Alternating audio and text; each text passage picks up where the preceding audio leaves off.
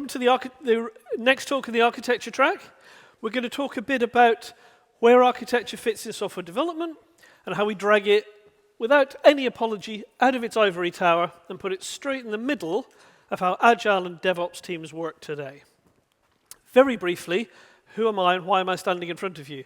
My name is Owen Woods, and I realise, unless you're from Ireland, that's not entirely obvious.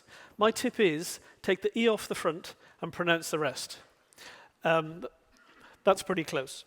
I've been doing software engineering quite a long time. I spent about 10 years developing products, some of which are still being sold today. And then I spent about 10 years developing software for capital markets companies. Anyone here from UBS? No? UBS sent a lot of people to conferences, that's a shame. And about 10 years ago, 9.5 years ago, I was lucky enough to join a company called Endava, where I still am, and today I'm the chief engineer there. And I've written some books on software architecture with some other fabulous people, and I'm generally quite active in the community. So, what has happened to software development since people with grey hair like me started thinking about software architecture quite some years ago? And why does it matter? Why does it affect any of us who would say we were software architects? In fact, before we go any further, who in the audience would classify themselves, never mind your job title, do you think of yourself as a software architect? Yeah? Oh, what are the rest of you? So, who doesn't classify themselves as a software architect but does software architecture? A few more hands. The rest of you are very shy. I'm sure you do architecture, because today we do architecture right across our teams, whether we have the job title or not, which is kind of my thesis as to why we should be talking about it in a different way. Because what happened in software practice a long time ago, if you've got grey hair, you will remember it was a revolution. Agile came along. And Agile's kind of gone in waves since, hasn't it? You feel a bit sorry for Agile. It's sort of been used and abused through the years. But Agile was all about making us more responsive. I'm not going to talk any more about Agile. And one of the funny things about Agile was it allowed teams to get software ready for production. Remember production? Remember that was the deal? Every 2 weeks. And what happened in the early days of Agile? People who've got grey hair. Do you remember? Teams produced software every 2 weeks. And what happened to the software? Nothing. Because production wasn't ready for it, because the ops team hadn't been told we wanted to ship software every 2 weeks, and making any change was very difficult pre-cloud, you'll remember, or even the early days of cloud. Do you remember people used to log on to the Amazon console and change things? Yeah, it's a time-consuming process. But then, of course, along came cloud infrastructure, and what do the infrastructure people say? We'll give you your 2 weeks and raise you. You can change your infrastructure whenever you want. You go right ahead and deliver your software. And all the teams went, Oh, yeah, the every 2 weeks thing. Yeah, we were bluffing. What we meant was we'd sort of finished the JIRA tickets at the end of the 2 weeks. Could we have a hardening sprint? Who has hardening sprints? It's okay, you don't have to confess. I know, I'm with you. None of us like hardening sprints. Talk about an anti-pattern. But that's what happened, wasn't it? We suddenly realized we weren't really developing production quality software. We were closing our JIRA tickets. Slightly different thing. So we realized part of the problem with this was we were having to get ourselves ready to release the whole thing. Who's done weekend releases? Over the whole weekend, who's had that sinking feeling on Sunday afternoon about 3 o'clock? This has not gone well, and we're probably going to be running the old software on Monday morning. Yes. Or if you're in capital markets, a bit earlier, because Tokyo opens in the UK night, and you're releasing the software from Europe. Yeah.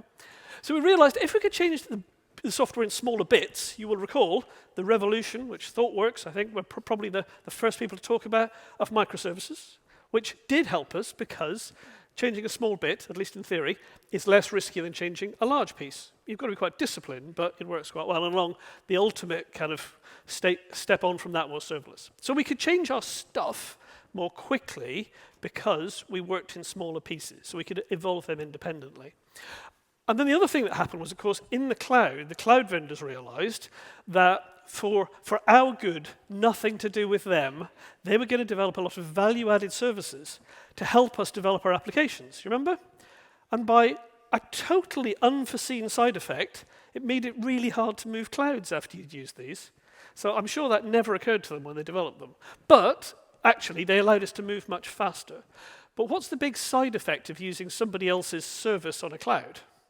As an architect, you inherit all of its strengths and weaknesses, don't you? Its quality attributes. If it's running slowly, how fast are you running? Slowly. If it's unreliable, how reliable are you? unreliable. So it brought a new kind of complication and dimension into the architectural impact that these services had on our systems. And then finally, I mentioned ops a few minutes ago. The last piece of the puzzle that sort of fell into place was DevOps and maybe SRE. Let's not get into that debate, but integrating operational thinking into delivery. And if we actually managed to align all these pieces, we allowed teams to move much faster, and we actually ended up with what Agile had told us they wanted to begin with, empowered teams, able to take a full business problem and deliver it in their own bounded context, if you like, and deliver that to operation, which was just fantastic. It really kind of moved things on. But what impact does this have on the software architecture? It changes it quite a bit how you think about it, doesn't it? Because we've now got a very fluid and evolving architecture. It's changing all the time, and different parts of our application, landscape, estate, whatever we've got, they're changing at different rates and for different reasons. And this has quite a big effect on how we would think about software architecture. Because I have to admit, when I started out, in fact, if you read my first book, it's still selling well. Thank you very much for those who are buying it. But we kind of assume a lot of the decisions will be made not right up front, but sort of early. In fact, we have a graph, which I now parody in one of my other talks, that we say the architect tends to do a lot more time up front, not so much in the middle, quite a lot at the end, whatever the end means. We don't even have an end anymore, do we? Because what's happened is that things change all the time, and that's good. The whole premise of Agile was embrace change. But this means we know a lot less when we're starting out solving a problem. And that means if we think of architecture in any way as a sort of upfront activity, do the hard stuff first, we're probably on a hiding to nothing because we know a lot less than we used to.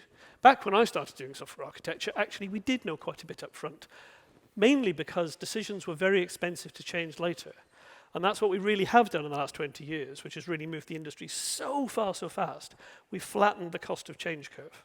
All those old metrics about it's 100 times more expensive to do something later in the life cycle are not really true anymore when you look at the kind of change that all of you are putting into all of your systems every day.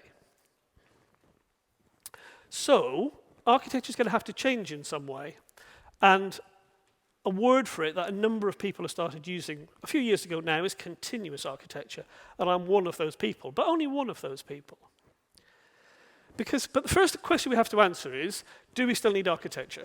You will be unsurprised to hear that a man who's written architecture books standing on a stage on an architecture track thinks the answer is yes. So I probably didn't need to give you that spoiler alert. I do think it's important. But I do actually have a reason for it. It's not just because that's what I do. I mean, that's part of it, probably, if I'm going to be honest. But actually, it's rather deeper than that. We need to achieve quality attributes. So that's the architecture jargon term for the non-functionals. Scalability, performance, resilience, recoverability, evolution, all those things. It's fair to say that if you're one empowered team in a large system, achieving all of those by yourself is nearly impossible because you are dependent on everybody else to do them. We've also got a lot of people who care about our system, the jargon word being stakeholders.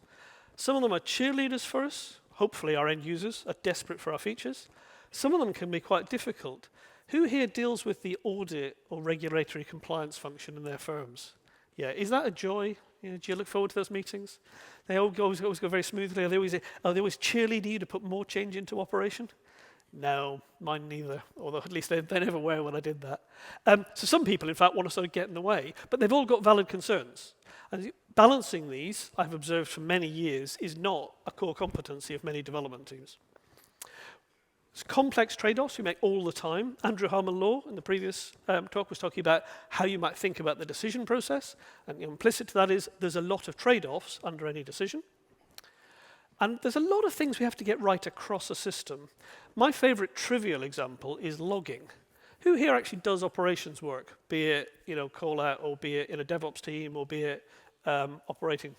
Almost no one. Wow, that's quite telling. Oh, there's a few more.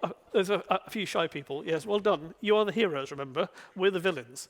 But logging is my favorite. If you give 8 empowered teams the ability to choose their own approach to operational logging, how many varieties of logging will you get in production? Some multiple of 8.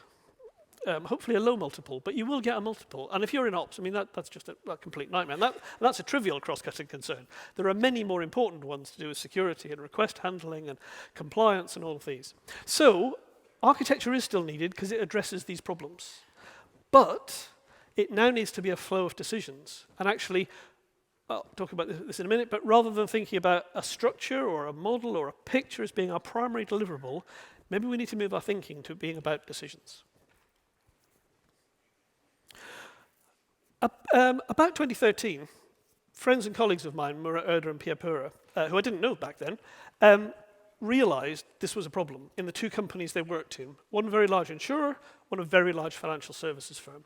And they came up with this idea of continuous architecture in parallel, funny enough, with a group in France. And they didn't know about each other at the time, but I'll tell you that anecdote at the end if I get time. They identified some key principles which they thought were very important to allow teams to work continuously. One was about architecting products don't run a sequence of unrelated projects. And this sounds so obvious today, doesn't it? Those of you who've been around a bit, just think back to 2010. Were you all running projects or thinking about products? Because the idea of product management being a first-class thing in software engineering was not very common outside product companies back in 2010. They spotted this. We needed to have this long-term product thinking. Second one was, we need to think about the quality attributes.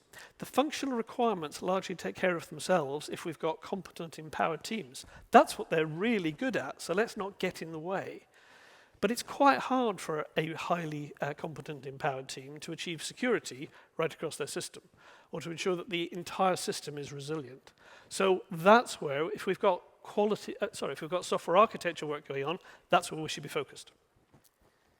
We should also embrace this idea of decisions and making decisions later in the life cycle. The later we leave a decision, the more we know. The more context we've got, the better decision we're likely to make because we'll understand the trade-offs better. Of course, the snag is knowing how late you can leave it. Sandro Mancuso, the software craftsmanship guy, and I used to work together. We used to have a running joke, really, about just too late architectural decisions, which was always Sandro's view of architects. We were either far too early or just too late. We also need to be thinking about the fact we need the system to be able to change. So again, their tagline is leverage the power of small. In other words, build it out of smaller bits because you can deploy them separately. And talking of deployment, I have observed many software architects in my career who are very, very good and very, very interested in the software structure, which is good. That's kind of core to what we do. But if we don't think about how it's going to be built, tested, deployed, and operated, well, we're going to run into a lot of problems later because all of those things are cross-cutting concerns too, particularly deployment and operation, where we're often dealing with operations teams or people involved in operations or people involved in compliance. And finally, the principle is model the organization of your teams after the architecture. A more generalized way of saying that is simply bear in mind the structure of your teams will have an impact on the structure of your architecture whether you like it or not. So the two have to align somehow. And these days, actually, we are pretty good friends with the team topology guys. We pretty well just point at team topologies and go, that's not a bad starting point. No model is perfect, but that's not a bad starting point. So what we're trying to achieve here is that historically, software architecture, software design in general, has been seen as somewhat top-down and relatively prescriptive. Whereas actually what we're trying to move to is creating an environment where individual empowered teams can make really good decisions. Again, do you remember Andrew Harmon Law's point about you want people making decisions in an area that they can be accountable for? And the way that we do that is that we define styles and patterns. So things like, styles being things like client-server, event-driven, Blackboard, data warehouse, and so on. There are, and patterns being the specific stuff like, how are we going to handle a request right across the system? How do we do logging? How do we do monitoring? All the sort of technical mechanisms that we care about aligning. We don't define things we don't care about, but where we do care, the stuff we need to align on, we use patterns. And those are by consensus across the teams. We agree that this is the right set of styles to build our system out of, and we make sure that where we care about alignment, we've defined some good patterns. Ideally, we don't document them as patterns. Ideally, we implement them as code libraries, because then everyone just gets to use them and doesn't have to worry about them. But we align on the things that we think are really important. We also need to decide on some principles. What is important for this system, and what is not important for this system? How are we going to guide people to make good decisions? And that's fundamentally what principles are all about.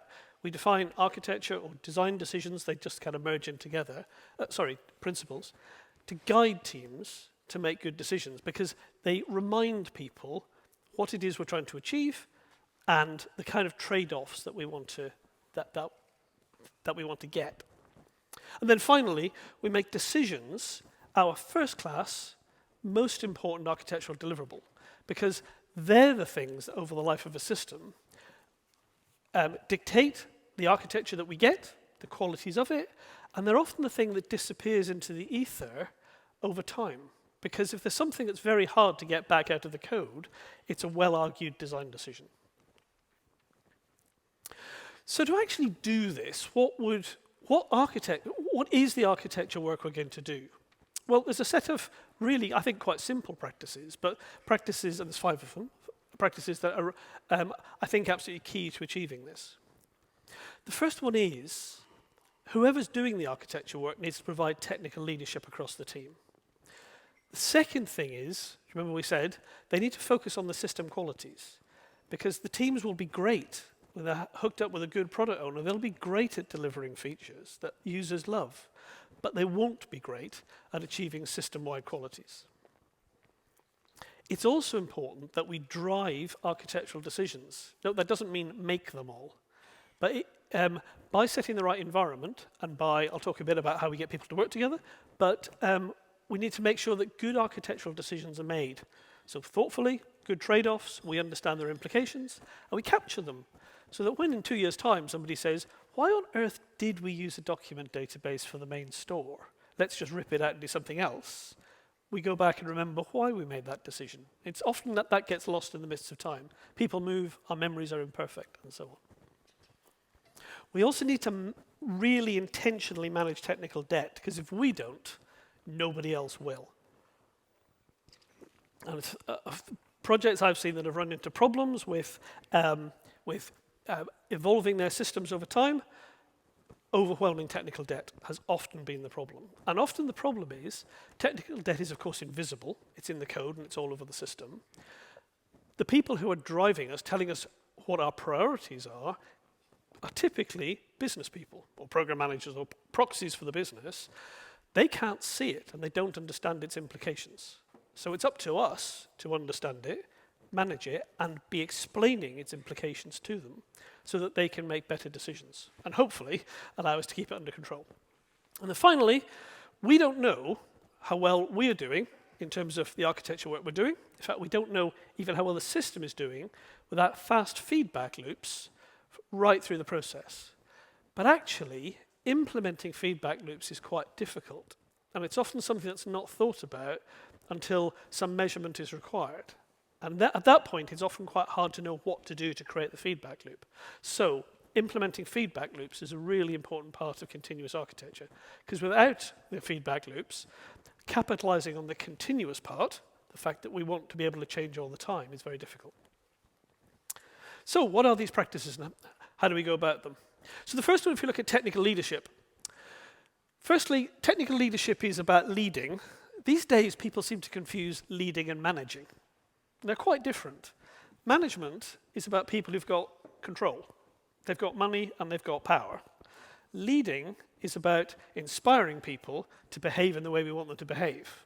And in fact, if you go and look at the British Armed Forces, they've got quite sophisticated thinking about this, because their view is that army officers, for example, have to have both in spades. You can tell people what to do, but ultimately in difficult situations, you have to inspire people to do the things you want to do. We tend not to have direct power because we haven't got the money and we don't manage the people, thank goodness. So we do more interesting things, frankly. But we do need to be able to lead people and inspire them to do the right things.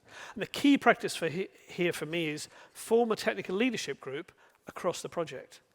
Fuse those people together, because that gives the leadership aspects of your job a lot more legitimacy because you've got buy-in from across the different teams because they're all represented. Make sure that we lead the resolution of technical concerns. What are our architecture principles? If we leave teams to figure that out themselves, my experience is that either somebody does this, steps up and goes, I will take the lead, they have leadership qualities and they do it, or it just doesn't happen. People put stuff on whiteboards, or it's on Miro, or it's on Jira. It's half-finished ideas. There isn't a really well-understood set of principles, and they've not been communicated. So we need to lead the resolution of technical concerns. And very often, when we've got a technical concern, such as we've got a performance problem, it's quite common that there isn't one really good answer. Again, I think Andrew Harmon mentioned this, is that I always like to joke that the job of a software architect is to pick the least worst option in most cases, because there isn't a really good option. There's a number that are all unattractive in some way, but in your particular situation, where you're needing to achieve a particular set of goals, which one is going to cause you the least problems later? And finally, the other thing is what can be deferred and what needs to be done now, which feeds directly into technical debt. How do we avoid technical debt? By making decisions early enough. In summary, what you're trying to do with leadership is you're trying to move people towards technical excellence. You're trying to be the conscience of the team, pointing out where they're not meeting the standards that they probably want to achieve themselves. What are the consequences of behaving a certain way, or of cutting certain corners, or of making certain decisions? And so you're acting as a human feedback loop. If we do this, we know that later we are going to have a scalability problem. Should we not resolve that now? The answer might be no. But it's important to remind people that those are the implications, and making sure they're thinking about it intentionally. The final bit of it is often the most difficult. How many development teams like to go to the head of development, VP of engineering, and tell them there's a really serious problem? Approximately none of them. And who can blame them? Who actually wants to have that conversation? Have we got any VPs of engineering in? Oh, good. One. Sorry. I was about to say we could talk about them, but we do have one. But we'll be polite. There are many kinds of VPs of engineering. Some of them are very good at accepting bad news and working out what to do with it, and working out how to break that bad news to other stakeholders, and share the pain. Others, as you've probably met some of the others, they're not very good at accepting bad news, and often there needs to be a different communication process for different kinds of people. Shall we just be polite and put it that way? This, I think, is a really key skill of people in technical leadership. It's being able to, as journalists would say, speak truth unto power. It's, we have a problem, it's not going away, you can ignore it if you want to, but that doesn't mean it will go away. And that's rarely an easy conversation to have, but it's a skill we need to, it's obviously a soft skill, but it's a skill we need to pick up as we go. The second practice, I won't talk much about, because actually there's lots and lots of stuff out there about how to deal with quality attributes, including in books I've written, but Neil Ford and Mark Richards' book is another recent, really good one on that. But in summary, these are cross-cutting concerns. They need system-level attention, as we've said. You don't make a system secure inside one sub-team. Security is an all-encompassing problem. I mean, it's a big enough problem if you think about it at system level. You absolutely can't solve it at individual team level. The problem actually, rather than, I'm not going to talk about how we achieve security here, that is actually one of the books, but the question is, how do you get people to worry about them? How many people here work with product owners, product managers? Yeah? Business analysts? Yeah? How many times have one of those product owners said, I've been meaning to talk to you about this, we've got to stop delivering features so quickly. I'm really concerned about the scalability and resilience. We should work out between us how we solve that problem. Hands up? Yeah, not a single hand. I did this talk in Romania. It was in Iași. And actually, 2 hands at the back went up. And I was flabbergasted. They went, no, really, we know how lucky we are. We work with the best product owner in the world. It turns out that product owner is a former software engineer. So actually knows a lot about what goes wrong. So how do you get attention for them? If you've got a product owner who goes, features, features, features, and you're going quality, resilience, security, and they go, features, features, features, what do you do? Well, good question. I've always found that telling stories is a good way to get people's attention. And a technical name for stories is scenarios. And a technical way of defining scenarios is stimulus on the system, response, what will happen, and then how do you measure it and actually know whether it's happened or not. Scenarios, telling stories, is a really good way of getting attention on quality attributes. The key thing we're trying to get is a bit of prioritization. We don't expect the product owner to go, don't worry about the features, I'd like it to be resilient. Because a resilient system without features clearly is not very useful either. But we are looking for balance so that the key quality attributes we need, and you know, I have found repeatedly that security, performance, scalability, and resilience are all important. It's quite rare today, I think, to find a system where those are not important. Because people have just got used to software being there all the time. You can tell how old I am, but when I started out, when people said the system has to be highly available, they meant from about 8 a.m. to about 6 p.m., about 5.5 days, 6 days a week. You know, whereas now when they mean highly available, they just mean never goes off. So, I mean, those four I keep seeing in systems. You always need to be able to achieve those. So those are the ones we have to, I hate the word educate, it sounds so patronizing, but it is. Educate product owners as to why we've got to achieve them.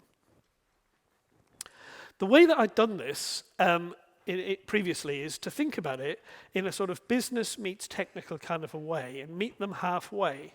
Because one of the problems, certainly what I did when I was quite new to architecture work, was I'd go and tell them in excruciating technical detail why they had to make the system more resilient. And you can imagine how that went. Blank face, yes, anyway, can we get back to the features? Just didn't land at all.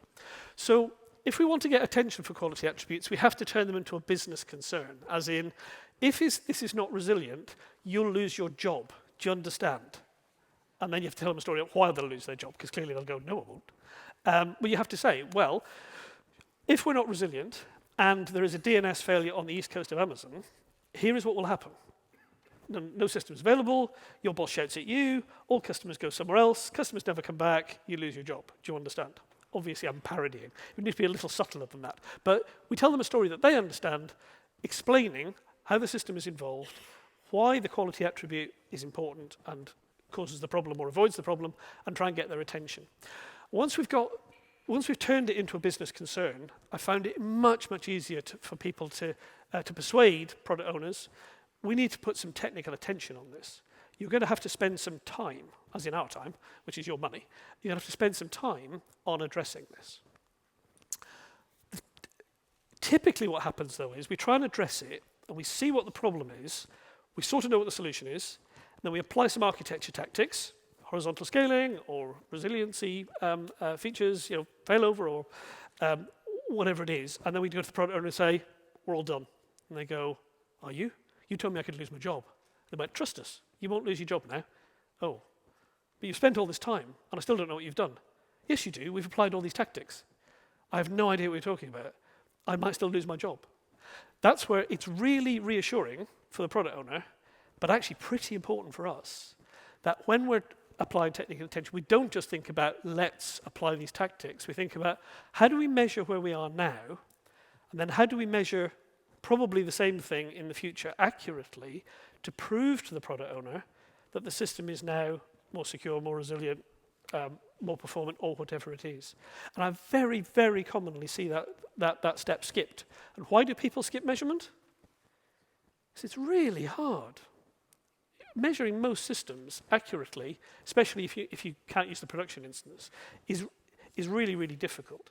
But it's worth spending the time. One, it keeps us honest. But two, it's how we build trust with these difficult people, shall we call them, who've got all the money. And it's important we get their trust. Third thing is driving architectural decisions. We need to make good decisions.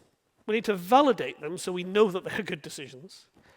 We need to manage the set of decisions, and we need to implement them. And implementing normally means communicating as well as writing the code. For me, the way to do this in continuous architecture is spread the joy or spread the pain, whichever way you look at it, into the technical leadership group. You can do it a number of different ways. You can like assign leads in the group for different kinds of decisions, or you can have whole group sessions on particular topics, or you can have periods of time when you focus on certain kinds of decisions, but get the technical leadership group making the decisions. Ideally, they shouldn't even need you. You should just be there going, great decisions, crack on. If they need help with you, but using the group, trying to get away from the sort of benign dictator approach, which is so tempting, isn't it? What did Andrew Harmon Law say about dictatorship? He said, it's really quick. And the thing we're normally after is speed. The problem is we often don't have consensus. I don't know about you, but I don't make the best decisions. I always think I do. I mean, I'm perfect after all. But actually, I don't make the best decisions. So involving the group, we're far more likely to get a good decision out of it. We've also got to capture them somehow. Lots and lots of ideas on how to do this. ADRs are now quite popular, and I think they're, I mean, to be honest, we were doing ADRs in 1990 when I graduated, but we've sort of rediscovered them and given them a new name. We used to call them a totally different name. We used to call them decision records in 1990. I kid you not, they were quite common. Definitely IBM Hersley Park were doing them, and Group Bull Information Systems, who were building TP monitors where I worked, we definitely did them, and I'm sure they did them loads of other places too. But anyway, they're now called ADRs, so therefore they're now much better. The question is where you put them. Lots and lots of ideas on this. I think there's two ways I've seen work reasonably well. One is you check them into Git alongside the code. Big upside of that, they change alongside the code, so you know they're consistent. And if you want to look back in history, you can go back and see what they were 2 years ago. Brilliant. What's the problem with putting them in Git? It's not the most user-friendly environment for browsing them, really. You can sort of search them, depends on your Git interface, of course, but Git is not primarily a textual publishing system. You can extend it, and yes, I know there are tools. I'll link to one in a minute, but one of the problems I've seen in Git with Git ADRs is you get a very, very large, very flat set of .md files, and actually knowing what's in them is quite difficult. The other way is to do with wiki pages, and generally wiki pages have got the advantage that it's immediately obvious what's there. I mean, it's just text in front of you. They're very democratic in the sense that everyone can edit them. You don't have to be somebody who's totally familiar with Git to edit them. You can put them into hierarchies and you can cross-link across them. I know you sort of can do that in Git, but it's sort of less obvious unless you are, unless you put some sort of conventions in place and you make sure that everyone sort of has that basic developer training. The important thing is, though, that we capture them somewhere, everyone knows where they are, and we curate them over time. Has anyone moved on to quite a big project after quite a few years? You're quite new to it, and you say, what shall I do on my first day? And they say, why don't you read the documentation? You go, yeah, all right, I'll start there. And they go, it's all on Confluence, just kind of knock yourself out. They come back by your desk 5 minutes, 5 minutes later and say, by the way, don't worry about the stuff about the document database. And you go, why's that? Well, we don't really do that anymore. We don't have a document database. Yeah, we do, but the stuff on the wiki's all out of date. Oh, all right, I'll read the rest. And they go, and actually, the bit about deployment, you better look at the code. I think the code's up to date. And after about 20 minutes, you now have no idea what to read and what not to read. You just know there's a load of stuff there, and it may or may not actually be reality. Exactly the same thing happens with ADRs, even when they're checked into Git. Sorry. It's exactly the same problem. They get old because we forget that one actually had to change, or we forget one's now irrelevant, or one's been superseded, or whatever, and we just leave them all there. And I was working with a client, oh gosh, goes back a number of years now, and they made a really good start. They'd never done ADRs before. Made a really good start, put them in Confluence. We made the mistake of going away for a bit and coming back, and oh my goodness, there was just huge Confluence pages full of ADRs. And we started looking through them again and went, are you sure that's still right? And they went, oh, no, that's irrelevant now. We decided not to do that, but I can't tell that. No, that's fine. We'll go and update the Confluence pages. Of course, no one ever did, because life's too short, right? Because you never want to go back, and it's like fixing a code base with loads of technical debt. You don't want to go back and do it. So curating them actually as you do them is actually really important. There was another slide of the previous one, I apologize. I was going to talk about tools. There's a set of ADR tools, NatPrice. You know NatPrice? based in London.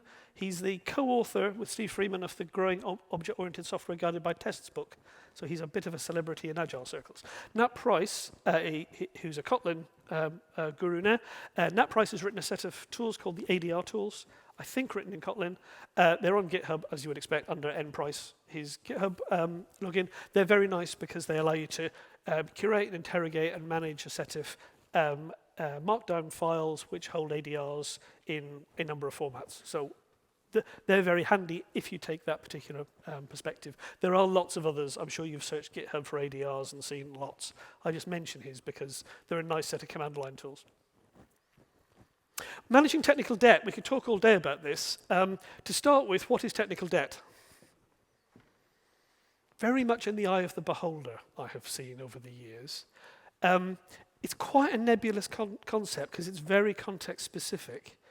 Because I can look at something and go, that's technical debt. And somebody will go, no, it's not. That's the simplest thing possible. And you go, well, it's certainly simple, but I don't think that's good enough. Oh, yes, it is. It's just the simplest thing possible. As an example, if you look at a piece of code, and there's a long list of if statements validating an inbound parameter, rather than a nice chain of responsibility, is that technical debt? Or is that somebody doing the simplest thing possible pragmatically? We don't know, do we? Because we haven't got the context. So that's why as soon as you discuss technical debt, it becomes can get quite emotional quite quickly. And we really do need to be in the other person's shoes. I mean, this is why I think these technical debt calculators, I won't name the names of the tools, but you all know them. Some are open source, some are commercial. I think the technical debt calculator is quite dangerous because they come with a standard set of rules straight out of the box and a standard set of calculations. They go, you have 8.76 technical debt in your code base. And you go, how would you know? I mean, you're comparing us to some abstract standard that a group of people developing software tools, not my application, have kind of come up with over time. So I think that it's not that tools aren't useful. I'm not saying that. But I think anything that gives you a standard calculation, treat with great caution, as I'm sure you would. The other thing about technical debt is quite often you can get into a bit of an academic debate about the fact that technical debt is bad. Well, yeah, it is, except when it isn't. Somebody in the first session today was talking about legacy systems. I'm really sorry I forgot his name. But he was saying, if you're working on a code base and you're throwing it away in 4 months' time, that's very, very different to one that is going to be in operation for the next 5 years. The corollary of that, of course, is, how do you know it's going to be thrown away in 4 months' time? Have any of you been told to do something temporary and then it went to production, or prototype that went to production, and they went, we're switching it off in 6 months' time, just relax. And you leave the company 4 years later and it's still running. So you have to be quite careful about that, but context is all important. The technical debt only really matters when it makes it too expensive to make a change, or it makes the team very slow. We see this with a lot of clients when we first engage with them. They say, why are our teams slow? You go, you've got really great people. You've got really terrible code base. Have you helped them maintain the technical debt and pay it down? Blank face. I mean, the team is just crushed under technical debt. Or it just makes that whole process too inefficient. We can't get value to operation quickly enough. Or it's very risky. How many of you worked on code bases where the technical debt means we don't really know what's going to happen if we make this change? It's a horrible feeling, isn't it? It's kind of, we should be in total control of this. It's our code. Well, we've inherited it, but it's now ours. Yet, we don't know what's going to happen. So this is what we're trying to avoid. And technical debt does not just come from people in their IDEs going, I can't be bothered, I'm just going to do this. Actually, it comes often from completely outside the dev team. The environment. Was the team developing under reasonable time and cost constraints? Or were they taught to just slam something into operation as quick as they could? Were the requirements good enough? Or was some really fundamental changes dropped on the team quite late? Were the goals ever realistic? How about things that change? I mean, things just change. I'll bet there are some people in this room, I can think of one in particular, who wrote Java 8 when it came out. Whereas if you met Java 8 in the code base today, what would you think? You'd probably think technical debt. At the time, it was perfectly reasonable. So just the passage of time creates technical debt, and the business changes too.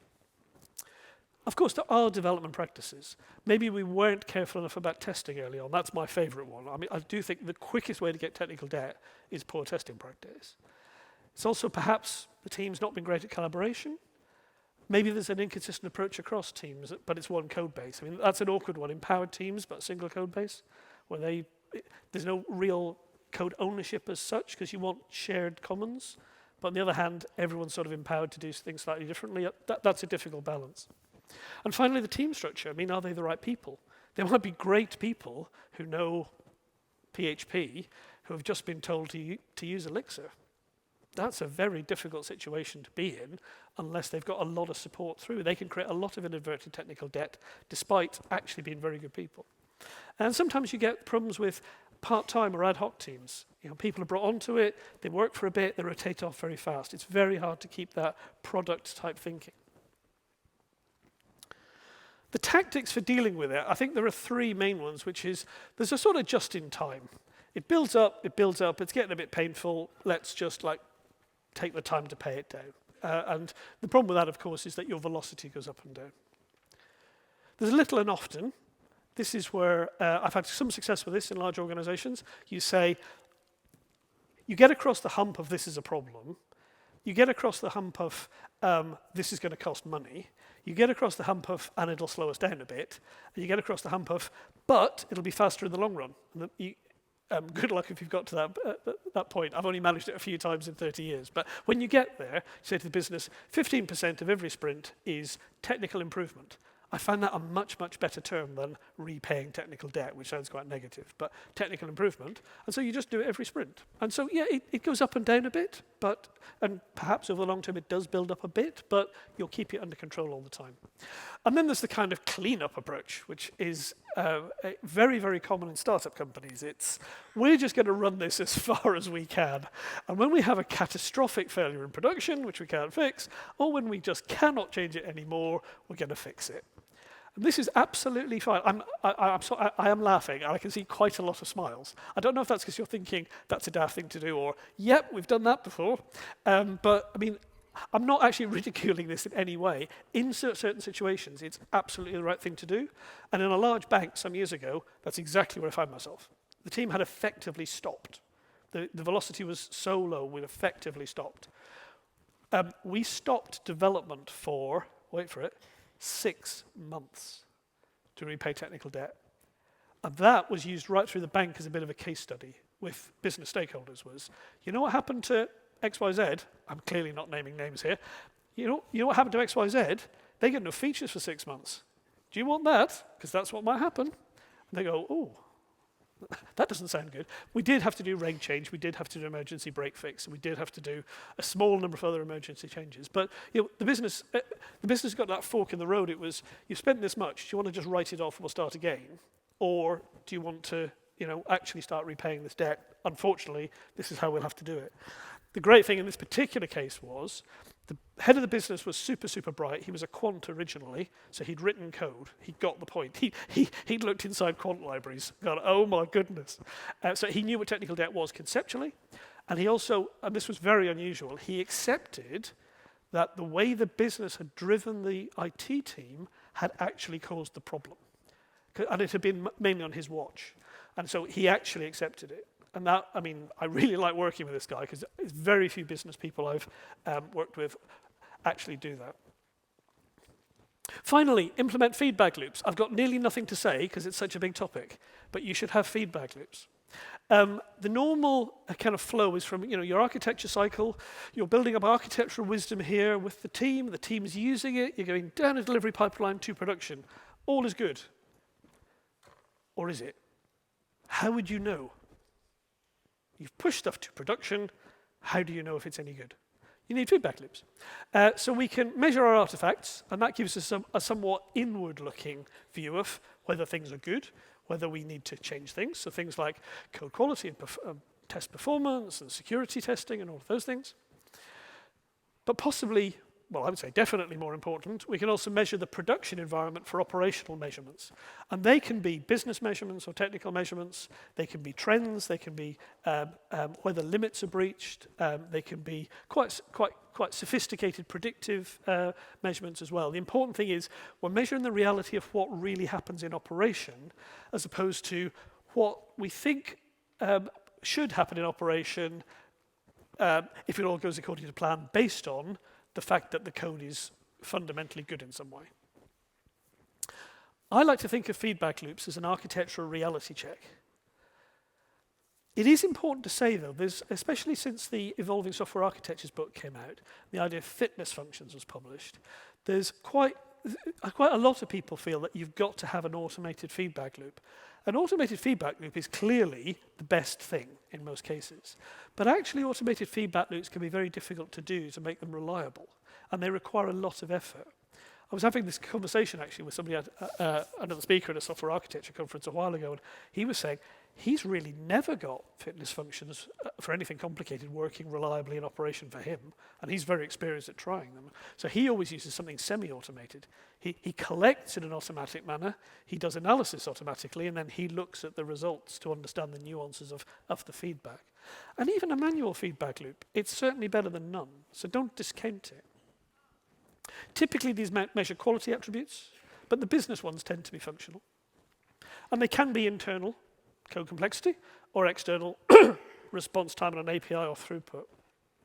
The key thing is, especially when architects who don't get to code as much as they'd like do this, you can end up in a situation where you're trying to start quite big.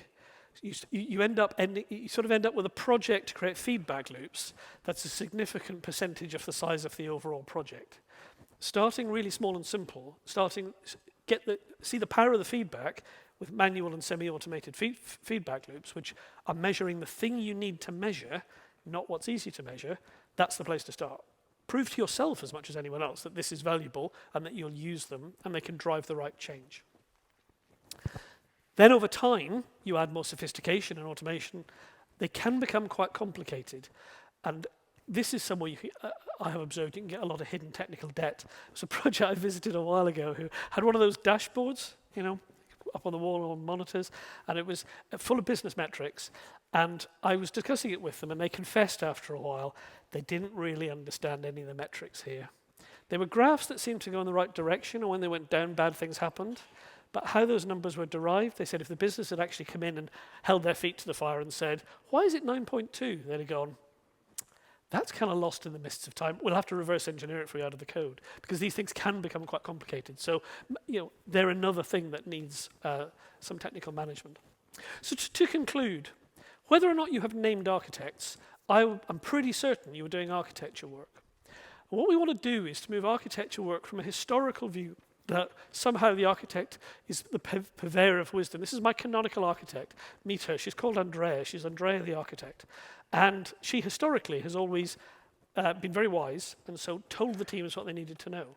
But actually, in the continuous architecture world, Andrea is the center of a technical leadership ecosystem working with the teams to make sure the teams are empowered and making good decisions all the time right through the life cycle. Because these days we build digital platforms, and they're much more demanding than applications ever used to be. And this has been enabled by Agile and DevOps style working practices and cloud in the broad sense, modern technology, which allows us to be much more dynamic than we ever used to be. And whether we like it or not, we have ended up with continuous software engineering. Teams are pushing change to production all the time. People are changing their designs all the time. And this means there is less value in trying to do a lot of design decisions, architecture work, early in the life cycle. But I hope I've still convinced you it's still very important. Stakeholders don't go away, cross-cutting concerns don't go away, the need for trade-offs and alignment don't go away. So we need to make architecture a continuous process. And so there's 5 key practices that allow us to do that. We need to give people technical leadership. We need to focus on the quality attributes because no one else will. We need to actively manage technical debt because if there's one thing that's going to stop you delivering continuously, it's high technical debt. We need to make decisions a first-class thing in software engineering, and that requires them to be thought about very intentionally and managed. And finally, we need to build in feedback loops for 2 reasons. One, they tell us whether we're headed in the right direction. And secondly, without feedback loops, it's very hard to capitalize on the ability to do continuous change. There are a number of books related to this particular field. I'll leave you to peruse them. The very quick anecdote is, The website at the top, that's a French consultancy, and the Michelin Group, people are famous for pneumatic tires, but much else besides, they developed an idea called continuous architecture at just the same time as Pierre and Murat developed an idea called continuous architecture. And luckily they did it mainly in English, because Pierre and Murat discovered it after they'd written their first book, and they discovered Pierre and Murat after they'd created their website full of artifacts. So this broad kind of alignment. What's really fascinating to me is they're roughly the same. There's a few words different here and there. They've got a bit more of an emphasis here. My continuous architecture, it's a bit more here. They're amazingly well aligned, which gives me great reassurance that that's a good feedback loop, that actually these are real problems and these are useful solutions. And that's the website for the second book in continuous architecture, the one that I wrote with Murat and Pierre. So those are just the covers of the books. I'm just over time by 30 seconds, but thank you very much for your attention.